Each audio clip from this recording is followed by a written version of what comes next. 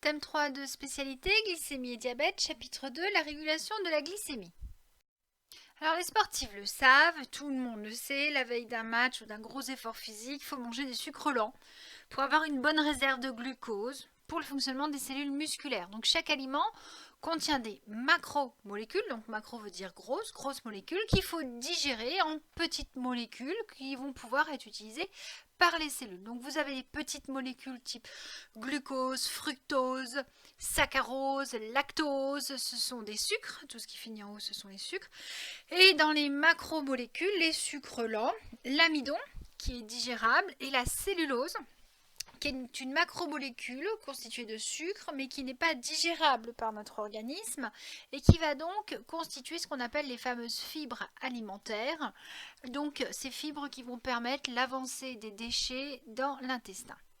Donc au cours de la digestion, vous l'avez vu en cinquième, les aliments sont digérés en nutriments sous l'action des enzymes digestives pour être récupérés par le sang au niveau des villosités intestinales.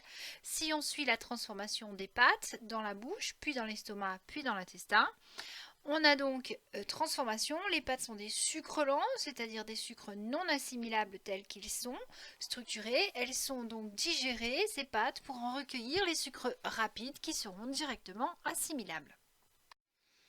Donc la digestion de l'amidon, on l'a vu dans le chapitre précédent, c'est une succession d'hydrolyses qui permet de libérer du glucose dans le sang. Et donc nous, on va s'intéresser dans ce chapitre à la mesure de la glycémie, c'est-à-dire la quantité de glucose qu'il y a dans le sang. La glycémie est donc une constante physiologique importante. On va déjà voir la glycémie, ses variations, et tout d'abord, comment mesurer la glycémie. Donc on peut faire des mesures de glycémie à jeun, c'est-à-dire sans avoir mangé. Elles ont été ici effectuées sur un échantillon représentatif de la population, soit 114 individus. Et l'histogramme vous présente les résultats de cette enquête. Et vous voyez que le plus grand nombre d'individus présentent une glycémie à 0,8.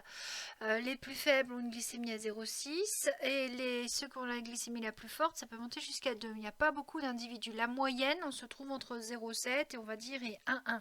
Donc on retient le plus fort pourcentage, un taux de 0,8 g par litre de sucre.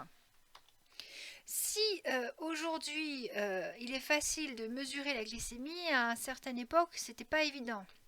Aujourd'hui, on a des lecteurs de glycémie performants. Avant, on prenait une petite goutte, on utilisait des bandelettes glucose.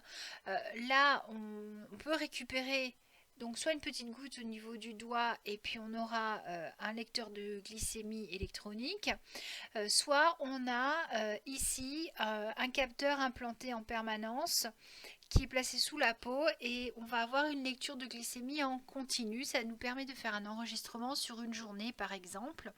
Donc vous voyez dessous le graphique qui vous indique la glycémie, donc la quantité de glucose en grammes par litre de sang au cours de la journée, de lundi, de mardi et de mercredi. Et vous voyez qu'il y a des variations au cours de la journée et chacune de ces variations correspond à la prise d'un repas. Donc si on voit plus en détail cette courbe, qu'est-ce qu'on constate?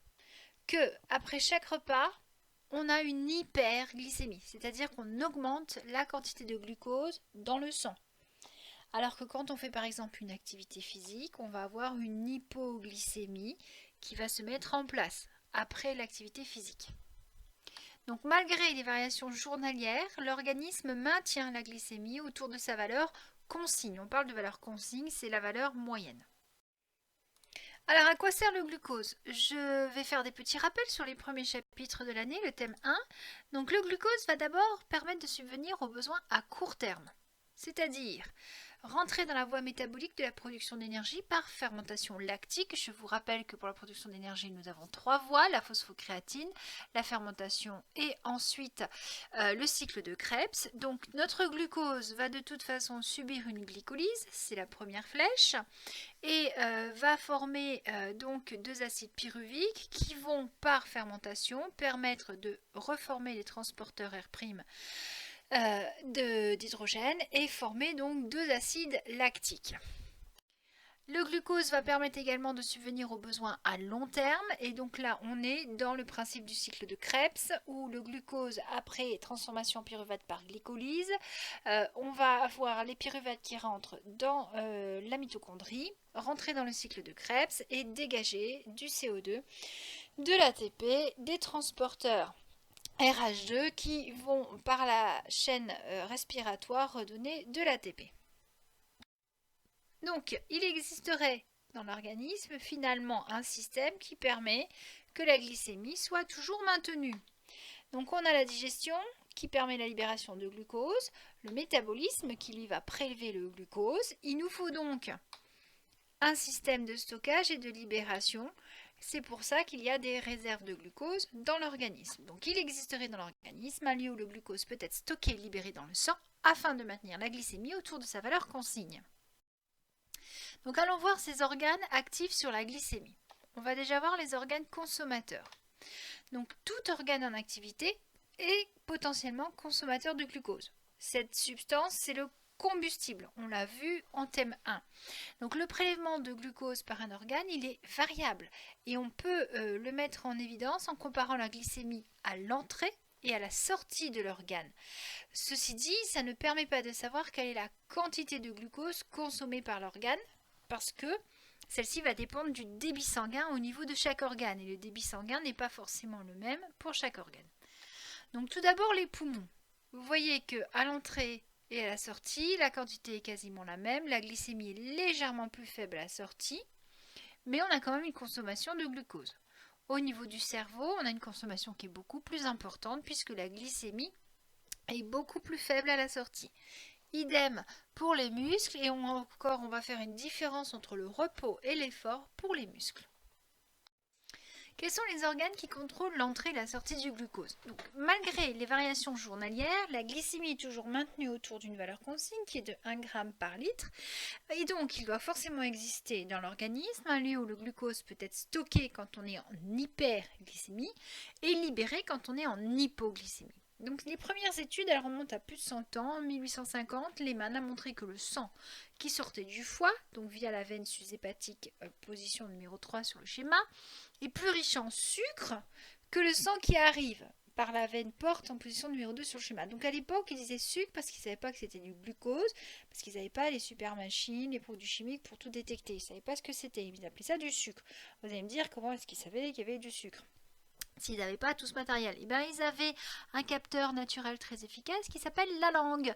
Donc ils goûtaient le sang, ils goûtaient les urines pour savoir s'il y avait du sucre. C'est comme ça qu'on savait si une personne était diabétique, on goûtait ses urines et si c'était sucré, on savait qu'il éliminait du sucre et qu'il était diabétique. Donc on peut aujourd'hui faire des mesures de glycémie à jeun. Donc on va enregistrer la glycémie avant l'entrée de l'intestin, à la sortie de l'intestin au niveau de la veine porte et à la sortie du foie. Qu'est-ce qu'on constate? Qu'à jeun, le sang sortant de l'intestin, dans la veine porte, ne contient pas plus de glucose que le sang entrant. On sait que l'intestin est chargé de récupérer les nutriments des aliments, or l'individu est à jeun, il ne peut donc y avoir de glucose récupéré. Les mesures sont donc normales. Je vous rappelle, à jeun, ça veut dire sans savoir manger. Depuis 12 heures au moins, on ne mange pas depuis 12 heures. Donc à jeun, on constate que le sang sortant du foie, par contre, cette fois contient plus de glucose que le sang entrant dans la veine porte. On a un taux de 1,2 g par litre au lieu de 0,8 g par litre. Or, on vient de prouver que l'intestin n'a pas fourni de glucose et que le sang entrant dans le foie ne contient pas de glucose. Ce qui veut dire que le foie a libéré du glucose et qu'il joue donc le rôle d'organe de réserve en cas de manque. Maintenant, mesure de glycémie après un repas. Donc après un repas, on constate quoi? Que le sang sortant de l'intestin, le genre numéro 2, contient plus de glucose que le sang entrant, position numéro 1, 2,5 g par litre au lieu de 1 g par litre. On en déduit quoi? Que le sang a récupéré du glucose provenant des aliments. Après un repas, on constate que le sang sortant du foie contient moins de glucose que le sang entrant dans le foie. 1,3 g par litre au lieu de 2,5 g. Donc on rentre avec du glucose, on ressort avec moins de glucose. On en déduit quoi? Que le foie a prélevé du glucose, ce qui confirme donc son rôle d'organe de stockage. Donc, quelques années après les premières expériences de Lehmann, Charles Rouget, professeur agrégé à la faculté de médecine de Paris, a montré que les animaux pouvaient stocker du glucose dans de nombreux organes sous forme d'un polymère, le glycogène. Donc, il avait remarqué que quand on faisait une ablation du foie, une hépatectomie, donc on enlève, ablation ça veut dire enlever, quand on fait ça chez un chien, ça provoquait une chute rapide de la glycémie qui s'accompagnait de troubles fonctionnels importants. Tachycardie, donc la tachycardie c'est quand le cœur bat très vite, baisse de température, hypertension, donc l'hypertension c'est quand la tension du sang est très élevée, c'est-à-dire la pression à l'intérieur du sang. Et tout ça, ça a conduit à un coma et à la mort de l'animal au bout de quelques heures. Donc en 1855, c'est un grand physiologiste français, Claude Bernard. Alors physiologiste, c'est celui qui étudie le fonctionnement de l'organisme. Donc ce physiologiste a fait une expérience que vous connaissez sous le nom d'expérience de foie lavé. Donc cette expérience a prouvé que seul le foie peut libérer du glucose dans la circulation sanguine. Vous avez à droite un tableau de Claude Bernard avec les autres chercheurs, donc des chercheurs qui sont très connus dans le monde médical. Vous n'allez pas connaître leur nom, je vous rassure. Donc en fait, à cette époque, il y avait plusieurs médecins qui cherchaient chacun de leur côté. On essayait de comprendre comment fonctionnait l'organisme. Vous voyez que les dates sont toutes à peu près à la même époque et c'est l'ensemble des découvertes qui a permis de comprendre le système de régulation de la glycémie. Donc l'expérience de Bernard, il a pris un chien adulte, vigoureux, bien portant. Il lui a donné un copieux repas de tripes et 7 heures après, il l'a sacrifié, il l'a tué. Pourquoi 7 heures? Parce que c'est le temps nécessaire pour que les aliments passent par l'estomac, puis par une bonne partie de l'intestin. Il faut 4 heures chez un humain pour que la vidange complète de l'estomac se fasse après un repas. C'est pour ça qu'en fait, vous mangez toutes les 4 heures, vous avez faim. D'accord? Donc, au passage, le trajet total des aliments dans votre circuit digestif, ça met 24 heures. Donc, quand vous allez au popo aujourd'hui, vous éliminez les déchets des repas de la veille. Voilà. J'en étais où? Donc, il a sacrifié le chien 7 heures après, il récupère son foie et il le soumet à un lavage continu par la veine porte pendant 40 minutes. Donc, la veine porte, c'est la veine qui quitte l'intestin, qui rentre dans le foie. Donc, en faisant rentrer de l'eau pendant 40 minutes, il va laver l'intérieur du foie puisqu'on est sur un circuit traversant le foie. Il a constaté au début de l'expérience que l'eau colorée en rouge qui jaillissait par les veines hépatiques était sucrée. Et il constatait en fin d'expérience que l'eau parfaitement incolore qui sortait ne renfermait plus aucune trace de sucre. Il a abandonné dans un vase ce foie à température ambiante, il est revenu 24 heures après, et il constatait qu'il avait beaucoup de sucre dans ce foie. Donc il y a un problème, il lave le foie. Il est sûr qu'il est lavé puisqu'à la fin, il ne sent plus le goût du sucre. Il laisse ce foie au repos dans lequel il n'y a plus de sucre et 24 heures après, il retrouve du sucre. Donc cette expérience aujourd'hui, vous la faites en classe. Vous recherchez du glucose dans le muscle et dans le foie. Donc vous prélevez une certaine quantité de muscle et de foie dans des passoires séparées. Bien sûr, vous ne les mélangez pas, hein, sinon vous allez contaminer l'un l'autre. Ce ne sera pas valable au résultat. Donc vous lavez en fait sous le robinet pour éliminer le sang. Vous placez les fragments dans un grand bécher. Vous recouvrez d'eau distillée. Vous trempez, agitez une bandelette de détection de glucose. C'est votre test 1. Vous récupérez les morceaux dans une passoire.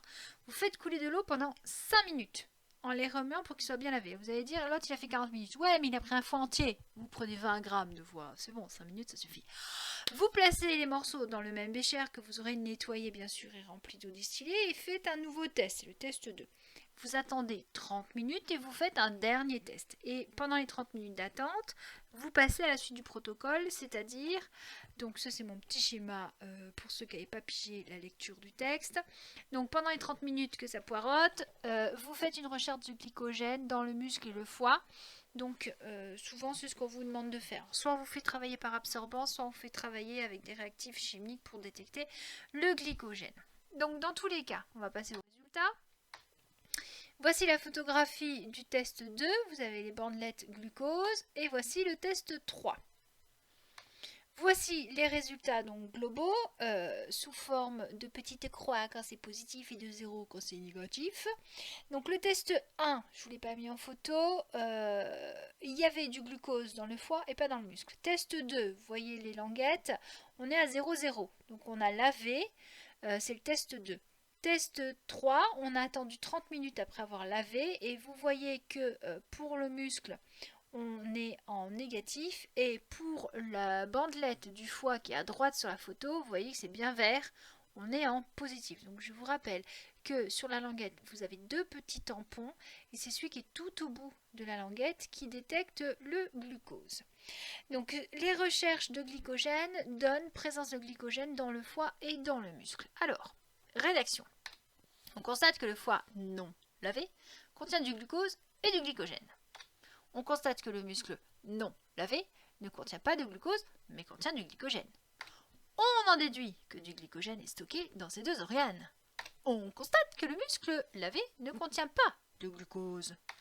On sait que le glycogène est un polymère de glucose. On en déduit que le muscle peut stopper le glucose sous forme de glycogène, mais il ne le relâche pas dans la circulation sanguine. Le glycogène des muscles n'est donc utilisé que par les cellules musculaires. On constate quoi d'autre? Que le foie lavé ne contient plus de glucose. On en déduit que le foie est capable de relâcher le glucose. On constate que le foie lavé, puis laissé 30 minutes au repos, contient à nouveau du glucose. On en déduit donc que le foie est le seul organe capable de stocker et de relâcher le glucose dans le sang. C'est donc le seul organe capable d'assurer la gestion des réserves glucidiques sanguines.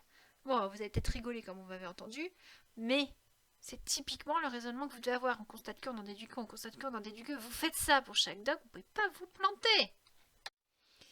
Donc, intéressons-nous maintenant au stockage du glucose dans l'organisme. Alors, on a un stockage sous forme de molécules complexes qui sont le glycogène et les triglycérides. Donc, au cours du temps, le glucose va disparaître dans le sang au profit d'abord du glycogène, puis des acides gras, comme nous le montre le graphique. D'accord, on avait injecté à des souris du glucose radioactif, contenant du carbone 14. Et puis, pendant les heures suivantes, on a analysé les différentes molécules de leur organisme pour rechercher le devenir de cette radioactivité. Les glucoses avec du carbone 14 ont forcément été détruits. Et où est-ce qu'ils ont été stockés et transformés? Et bien, vous voyez que c'est transformé en glycogène d'abord, puis en acide gras. Et si on regarde les modèles moléculaires, on retrouve les unités de glucose sans problème dans le glycogène. Par contre, dans les triglycérides, c'est un peu plus difficile. En fait, c'est la partie où vous avez les oxygènes en rouge, c'est du glycérol. Donc, on en déduit que le glucose est stocké sous forme de molécules complexes, le glycogène dans un premier temps, puis sous forme de triglycérides dans un deuxième temps. De les petits bourrelets quand vous mangez trop de sucreries. Bon. Alors, on peut chercher la présence de glycogène dans un organe avec le protocole suivant. On va broyer 20 grammes dans du sable. Alors pourquoi mettre du sable?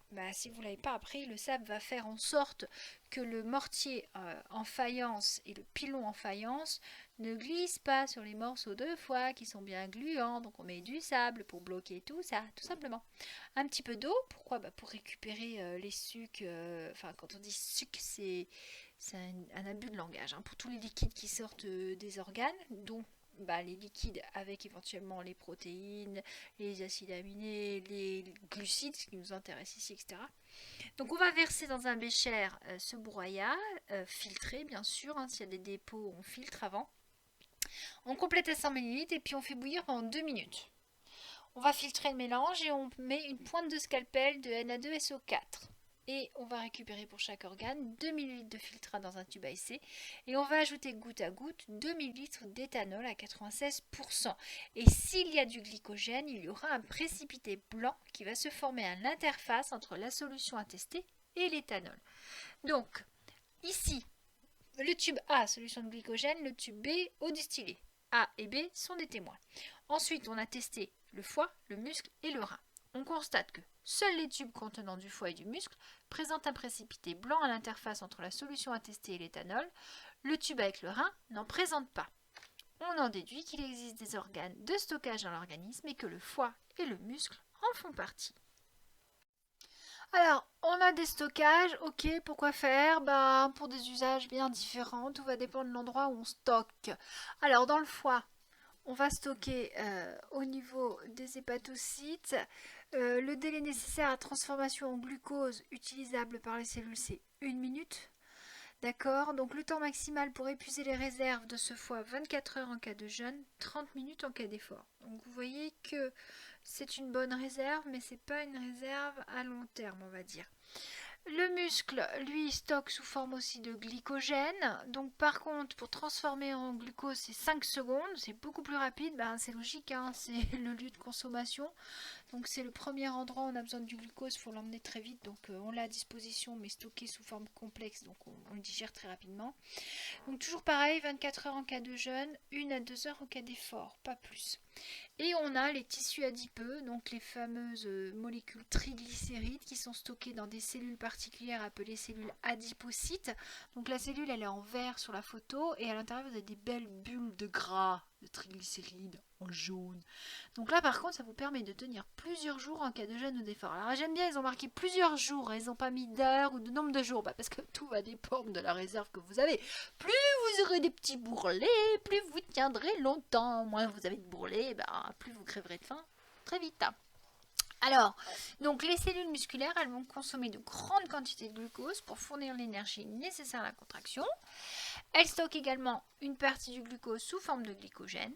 Et c'est une molécule qui est obtenue en polymérisant les molécules de glucose. Ça s'appelle la glycogénogénèse. Ok, glycogène, génèse, fabriquée. Donc les réserves de glucose ainsi constituées peuvent être facilement mobilisées en hydrolysant le glycogène. C'est ce qu'on appelle la glycogénolyse. Mais le glucose ainsi obtenu ne peut pas être libéré dans le sang. Donc les réserves en glucose d'une cellule musculaire sont strictement privées. Elles sont inutilisables par une autre cellule. C'est-à-dire que les réserves du muscle ne servent qu'au muscle. Elles ne seront pas libérées dans le sang. Alors que pour le foie et le tissu adipeux, c'est différent. Ce sont ce qu'on appelle des réserves publiques. Donc le circuit du glucose, vous avez les glucides alimentaires qui sont récupérés au niveau de l'intestin. Ce glucose va avoir 3 directions, les muscles, avec le glycogène musculaire, le foie, glycogène hépatique, et les tissus adipeux, les triglycérides. Et en cas de besoin, on va à partir des triglycérides former du glycérol qui va aller au foie et va servir à libérer du glucose. Et au niveau des muscles, on peut avoir des acides aminés glucoformateurs, alors ça c'est pas au programme, ne vous inquiétez pas, qui vont permettre de former donc du glucose au niveau du foie. Dans tous les cas, le foie, c'est lui seul qui libère le glucose sanguin qui va aller aux cellules de l'organisme. Donc maintenant, nous allons voir en détail la libération du glucose dans le sang. Nous avons tout d'abord une libération directe à partir du glycogène. On sait que le foie joue un rôle central dans la régulation de la glycémie, on l'a déjà vu, il est capable à la fois de stocker et de libérer dans le sang du glucose en fonction des besoins de l'organisme. Donc après son absorption au niveau de la muqueuse intestinale, le glucose d'origine alimentaire atteint le foie par la veine porte. La glycémie dans ce vaisseau est alors très supérieure aux valeurs normales habituelles. Donc les cellules hépatiques ou hépatocytes vont prélever le glucose en excès et le stocker en polymérisant en glycogène, donc la glycogénogénèse. Donc j'ai commencé à mettre le schéma dessous. Si la glycémie dans la veine porte diminue, c'est-à-dire qu'on est en période de jeûne ou alors on a fait un gros effort, c'est 2 heures après le sport ou ça fait déjà 5 heures qu'on a bouffé, on crève la dalle, les hépatocytes, eux, vont donc hydrolyser le glycogène, c'est la glycogénolyse, et reformer du glucose qui sera ensuite libéré dans le sang, ce qui contribue à rétablir la valeur normale de la glycémie. Donc la réserve hépatique du glycogène, elle joue un rôle tampon très important dans la régulation de la glycémie. Le foie est par ailleurs capable de produire du glucose à partir de molécules non glucidiques, donc des acides aminés, du glycérol libéré par les adipocytes, c'est ce qu'on appelle la néoglucogénèse. Donc, si on reprend notre schéma de tout à l'heure, on va pouvoir mettre ici la légende du foie. Le glucose transformé en glycogène, c'est la glycogénèse. Et le glycogène transformé en glucose, c'est la glycogénolyse. Alors, glycogénèse ou glycogénogénèse, ça dépend du bouquin, peu importe. Glycogénèse, glycogénolyse, du moment qu'il y a génèse et il y a lyse, génèse fabriquée, lyse coupée, et qu'on comprenne de quoi vous causez avant, ça va aller. Alors il y a également une libération indirecte de glucose à partir des lipides. Donc les lipides en question sont les triglycérides. Alors vous avez ici le dessin d'une molécule de triglycérides. Comme son nom l'indique, trois acides gras. Ces trois acides gras, ce sont les chaînes constituées de carbone et d'hydrogène. Ces trois acides gras sont reliés par une molécule, un alcool, le glycérol en C3. Ce glycérol va être modifié pour former une molécule en C6, le glucose. Donc, comme on fabrique du glucose par une autre voie que la voie habituelle, on va parler de néoglucogénèse. Donc, on peut voir l'action des adipocytes sur la quantité de glycérol dans l'organisme. On peut cultiver des adipocytes de rat. Donc, je vous rappelle que les adipocytes, cytes, cellules, qui contiennent des matières adipeuses grasses. Donc chez un rat, on prélève des adipocytes, on les met en culture et on va mesurer en parallèle la concentration en glycérol dans le milieu, donc le glycérol qui a été rejeté par les adipocytes. Donc on fait cette même étude avec des cultures auxquelles on ajoute cette fois un produit qui bloque le métabolisme lipidique des cellules, donc empêchant les adipocytes d'utiliser leur réserve lipidique. Et qu'est-ce qu'on constate? On constate que la quantité de glycérol dans la culture témoin augmente régulièrement avec le temps, alors que dans les cultures où on a mis un produit bloquant empêchant l'utilisation des lipides, la quantité de glycérol n'augmente quasiment pas. Donc ici, on a bien la preuve que le glycérol est fabriqué à partir des réserves lipidiques des adipocytes. On peut créer aussi une autre expérience en travaillant sur les cellules hépatiques et la quantité de glycérol. Cette fois, on va perfuser des foies de rat avec un liquide physiologique contenant du glycérol marqué par l'isotope 13 du carbone et on va stopper la perfusion au temps T0. Et à ce moment-là, on va suivre la concentration des molécules marquées par cet isotope, donc du glycérol et du glucose avec du C14 dans les cellules hépatiques. Et qu'est-ce qu'on constate? Que la quantité d'isotope C13 va se trouver principalement au départ dans le glycérol, puisque au tout départ, on va dire à peu près à 8 minutes, on n'a que du glycérol, et puis apparaît du glucose vers les 10-12 minutes, du glucose radioactif, et que si la quantité de glycérol diminue régulièrement, en parallèle, la quantité de glucose radioactif augmente régulièrement.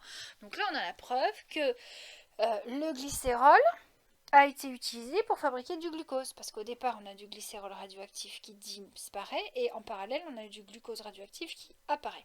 Donc les cellules du tissu adipeux qu'on appelle les adipocytes produisent des molécules lipidiques, les triglycérides, à partir du glucose puisé dans le sang. C'est le mécanisme biochimique de la lipogénèse, donc génèse lipo, fabriquer des lipides. Donc ces molécules, elles sont stockées dans le cytoplasme des adipocytes sous forme de gouttelettes. On a vu les belles gouttelettes jaunes sur l'autre diapositive. Et elles représentent donc une réserve de glucose la plus importante de l'organisme. Même si c'est sous forme de triglycérides, elles permettent de fabriquer du glucose. Donc son utilisation, elle suppose que les triglycérides soient transformés en glycérol, c'est la lipolyse, on va couper les triglycérides pour dégager le glycérol, puis que ces glycérols soient transportés par le sang jusqu'au foie, où ils seront transformés à ce moment-là en glucose. Donc si vous vous souvenez, schéma bilan que j'ai fait en thème 1 sur les voies métaboliques, je vous avais mis le glycérol parce qu'il intervient également, la preuve ici. Donc vous avez le petit schéma bilan dessous. À partir du capillaire sanguin, l'hypogénèse. Donc on fabrique des lipides à partir des sucres sanguins stockés donc dans les adipocytes. Les triglycérides vont être transformés en acides gras par la lipase, etc. vice versa. Et on va avoir lipolyse pour le déstockage sous forme donc de glycérol. On libère les acides gras du glycérol. Le glycérol va repasser dans le sang, partir au foie pour être transformé en glucose. Donc voyons maintenant le rôle du pancréas, puisqu'on parle tout le temps du foie et du pancréas dans la glycémie. Intéressons-nous d'abord à la structure du pancréas. Alors, le pancréas va se trouver sous le foie, c'est un organe en forme de plume. Il semble connecté au foie, donc le foie évacue ses sucs digestifs par le canal cholédoque Et le pancréas, lui, évacue ses sucs digestifs dans le duodénum. Donc le duodénum, c'est la première partie de l'intestin grêle. Donc les sucs digestifs du pancréas sont libérés par le canal de Wirsung. Et quand on regarde donc à l'intérieur du pancréas, vous avez une coupe, ça ressemble à une petite fleur là. Vous avez au centre le canal de Wirsung et tout autour sont connectés des acini. Alors on dit un acinus, des acini. Donc ces acini en fait sont des cellules sécrétrices de sucs digestifs. Elles sont toutes reliées à un canal collecteur et tous les canaux collecteurs sont reliés au canal de Wirsung qui va libérer les sucs digestifs dans l'intestin. Donc le pancréas, il a une fonction digestive, mais il a une deuxième fonction, c'est une fonction dite endocrine, c'est-à-dire qu'il libère des hormones. Entre les acini, il y a des îlots de cellules. Alors on les appelle des îlots parce que ça fait comme des îles, hein, c'est une petite masse de cellules isolées. Donc les îlots de Langerhans, du nom de leur découvreur. Et dans ces cellules, vous avez deux catégories de cellules, les cellules alpha et les cellules bêta. Donc ça on verra un petit peu après.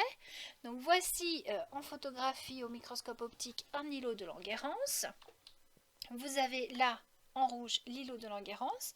Donc ce sont les cellules participant au métabolisme du glucose.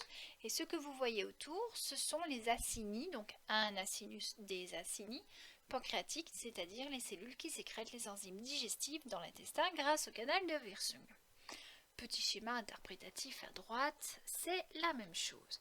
Donc on récapitule, le pancréas possède à la fois une fonction digestive et une fonction endocrine. Voyons la mise en évidence de la fonction hormonale ou endocrine du pancréas. On n'est pas là pour faire la fonction digestive, mais endocrine. Les premières découvertes, elles datent du 19e siècle. En 1989, Oskar Minkowski et Joseph von Mering sont les premiers à pratiquer l'ablation du pancréas, ce qu'on appelle une pancréatectomie, chez le chien. Donc immédiatement, ils constatent l'apparition de deux types de troubles. Des troubles digestifs dus à l'absence de suc pancréatique et une augmentation rapide et importante de la glycémie qui conduit à la mort de l'animal au bout de plusieurs jours. Donc voici le résultat du dosage d'une glycémie en grammes par litre aujourd'hui après l'ablation totale du pancréas. Si on reprend ensuite l'expérience de Hedon qui a été faite en 1894, donc vous voyez on est encore autour des mêmes dates, alors un petit peu après que les études sur le foie. Hein. On s'est d'abord rendu compte du rôle de foie et après on s'est posé la question de ce que c'était cette espèce de plume qui était sous le foie. Donc en 1894, Hedon réalise chez le chien une pancréatectomie totale, donc il enlève totalement le pancréas, il ne reste plus un petit bout de pancréas, puis il transplante une partie du pancréas sous la peau de l'animal en reconnectant les vaisseaux sanguins. Donc à un autre endroit, il va le brancher, donc il le sépare du système digestif, mais il le connecte quand même au sang. Après 11 heures, il pratique l'ablation du greffon. Donc, il va retirer son greffon après 11 heures d'installation sous la peau.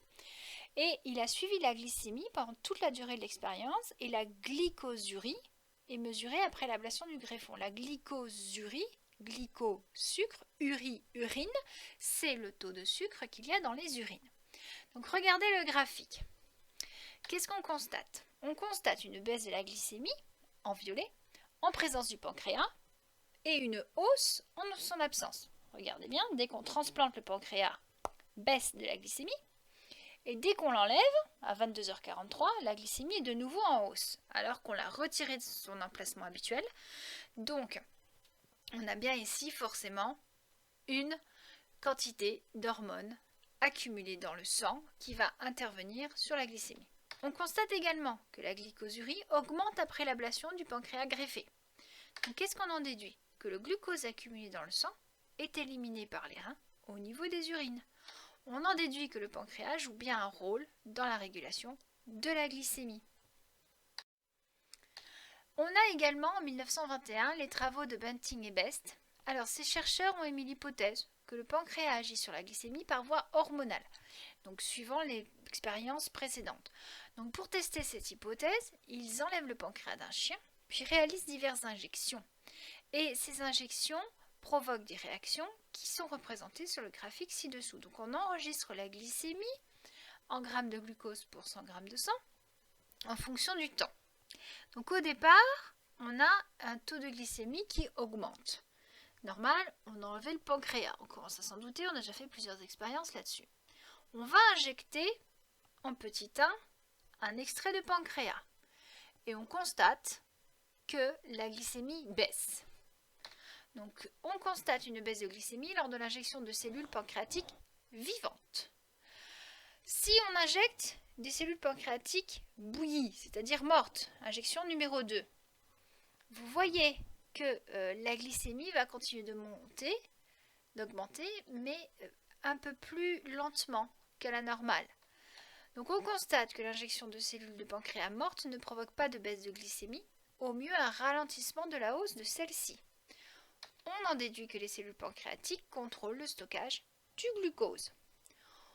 On constate que l'injection de cellules de foie provoque une hausse de la glycémie. On en déduit que les cellules hépatiques contrôlent la libération du glucose. Donc, on récapitule. Les expériences de Mering et Minkowski suggèrent que le pancréas a un rôle dans le maintien de la glycémie autour d'une valeur consigne. Les expériences de Hedon suggèrent que le pancréas produirait une substance déversée dans la circulation sanguine qui permettrait de maintenir une glycémie autour de sa valeur consigne. Et les expériences de Banting et Besse semblent confirmer les expériences de Hedon. Voyons maintenant plus en détail les hormones pancréatiques et tout d'abord, mettons en évidence 2 hormones antagonistes. Donc à partir des extraits pancréatiques, on a pu isoler 2 substances actives sur la glycémie, l'insuline et le glucagon. On peut faire des injections de ces hormones dans le sang pour voir la réaction de la glycémie. On va mettre en évidence également les cellules qui produisent ces 2 hormones par une technique d'immunohistochimie, c'est-à-dire l'utilisation d'anticorps qui se lient spécifiquement contre une molécule produite par un tissu. Donc ici, on va utiliser des anticorps dirigés contre l'insuline ou contre le glucagon. Et ça va permettre de mettre en évidence les cellules qui le produisent. Donc, vous avez sur cette première photographie le résultat de l'immunohistochimie qui permet de repérer dans l'îlot de Langerhans les cellules endocrines produisant l'insuline et on voit que ce sont les cellules qui sont situées au milieu de l'îlot, c'est-à-dire les cellules bêta.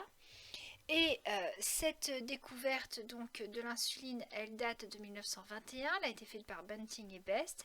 C'est une protéine formée de 2 chaînes peptidiques de 21 et 30 acides aminés qui est rapidement dégradée, sa demi-vie est de 5 minutes, donc par le foie et par les reins. On va utiliser le même principe pour localiser les cellules productrices de glucagon, donc on dirige des anticorps anti-glucagon et on s'aperçoit que ce sont les cellules extérieures à l'îlot de Langerhans qui sont colorées, ce sont les cellules alpha. Donc même chose pour le glucagon, c'est également une protéine formée d'une chaîne peptidique de 29 acides aminés, vous voyez c'est tout petit, et pareil dégradé par le foie les reins qui a une demi-vie de 5 minutes. Donc si on fait une injection d'insuline, on observe une baisse de la glycémie, donc c'est une hypoglycémie. On constate que les anticorps anti-insuline se fixent sur les cellules bêta. Qu'est-ce qu'on en déduit? Que l'insuline est une hormone de nature protéique produite par les cellules bêta des îlots de Langerhans. Si on travaille maintenant sur la glycémie en fonction du glucagon, on fait une perfusion de glucagon, on constate que l'injection provoque une hyperglycémie, une hausse de la glycémie. On constate que les anticorps anti-glucagon se fixent sur les cellules alpha des îlots de Langerhans. On en déduit que le glucagon est une hormone de nature protéique produite par les cellules alpha des îlots de Langerhans. Donc l'insuline, ça sert au stockage du sucre. Le glucagon, ça sert à la libération du sucre. Voyons maintenant comment l'organisme arrive à détecter la variation de la glycémie. Donc on peut faire une expérience chez un sujet à jeun depuis 12 heures et restant en repos pendant les 4 dernières heures de l'expérience. Normal, si on le fait bouger, on lui fait faire du sport, on va lui faire consommer ses réserves de glucose et comme il est à jeun, on va forcer tout le système à se mettre en route, il y aura libération d'hormones. Donc là, on veut quelque chose de neutre, on veut partir à 0. Donc pas de sport. C'est 12 heures qu'il est à jeun. Donc, pas de sucre dans les intestins.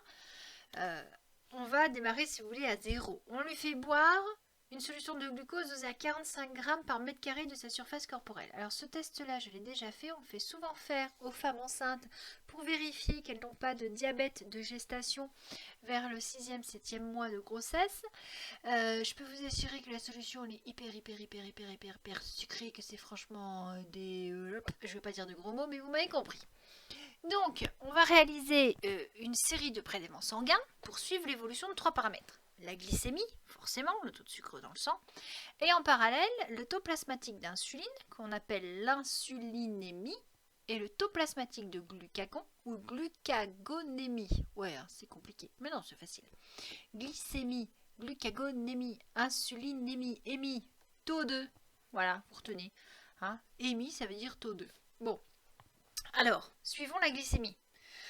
À jeun, sans manger, l'individu, il est à 1 g par litre. À partir du moment où on lui fait ingérer du glucose, pouf, explosion de la glycémie, 1,12 g par litre. Puis la quantité diminue, 3 heures après l'ingestion, on a un taux de 0,9, un peu plus faible qu'au départ, puis on se stabilise à 4 heures à 1 g par litre. Si on suit en parallèle la quantité d'insuline et de glucagon, on constate quoi? Que lorsque la glycémie augmente, il y a une réponse hormonale. La quantité d'insuline augmente et celle de glucagon diminue. On en déduit quoi? Que le taux de glucose est l'élément déclencheur de la boucle de régulation. D'accord? Alors, on peut se demander quelles sont les cellules qui déclenchent tout ça. Donc on prend des îlots de Langerhans de pancréas de rat, on les isole, on les met en culture dans un milieu dont on fait varier la concentration en glucose. Les quantités d'insuline et de glucagon libérées dans le milieu par ces îlots sont régulièrement dosées. Et qu'est-ce qu'on constate? Que plus la quantité de glucose en contact avec les cellules des îlots de Langerhans est importante, plus il y a libération d'insuline et moins il y a libération de glucagon.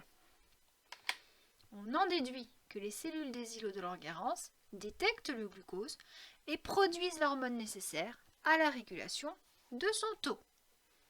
Il y a beaucoup de glucose, va falloir le stocker, on libère de l'insuline. Il n'y a pas beaucoup de glucose, il va falloir en libérer, donc on libère du glucagon. On a 2 messages hormonaux en fonction de la quantité de glucose disponible. Donc, comment est-ce que ça fonctionne? Tout simplement parce qu'il y a des récepteurs qui sont situés sur les cellules, donc on va les appeler des transporteurs. Donc quand la glycémie augmente, le glucose va entrer dans la cellule bêta du pancréas par un transporteur, il s'appelle GLUT2. Ce glucose va être métabolisé par la voie de la glycolyse, puis par la respiration mitochondriale, ce qui va générer de l'ATP. Donc cette cellule bêta va être très riche en ATP. Or, l'ATP va servir à faire fusionner les granules de sécrétion avec la membrane cellulaire et de libérer ainsi les sécrétions qu'elles contiennent. Or, cette cellule fabrique de l'insuline. Donc, à partir du moment où le glucose rentre, on a production d'ATP. Cet ATP va permettre la libération de l'insuline. Donc, plus il y aura de glucose, plus il y aura d'ATP, plus il y aura d'insuline libérée. Voyons maintenant l'action de ces hormones sur les cellules cibles. On peut déjà faire une expérience sur des adipocytes et des cellules musculaires cultivées in vitro sur un milieu nutritif contenant notamment du glucose. On va mesurer le prélèvement de glucose par ces cellules dans 2 conditions. Le milieu ne contient que des éléments nutritifs, ce sont les lots témoins, ou alors le milieu contient de l'insuline que l'on a injectée, ce sont des lots tests. Donc vous avez les résultats à droite. Les 2 lots témoins présentent une consommation de glucose par les adipocytes assez faible. Donc on constate qu'en temps normal, les cellules musculaires absorbent 2 fois plus de glucose que les adipocytes quand même. On sait que les cellules musculaires consomment du glucose pour leur fonctionnement et pour le stocker sous forme de glycogène. Il est donc normal qu'elles en consomment. On sait que les adipocytes stockent le glucose sous forme de triglycérides. Il est donc normal qu'elles en consomment aussi. Bon, pas beaucoup, hein, 4 microgrammes par gramme et par minute de cellules. Et par contre, on constate qu'en présence d'insuline, cette fois, dans les lots tests, les cellules musculaires absorbent 2 fois plus de glucose qu'en temps normal. On est à 16 microgrammes au lieu de... J'en suis où? 16. Oui, c'est les rouges, 16 au lieu de 8. Ah, je me perds. Donc, qu'est-ce qu'on en déduit?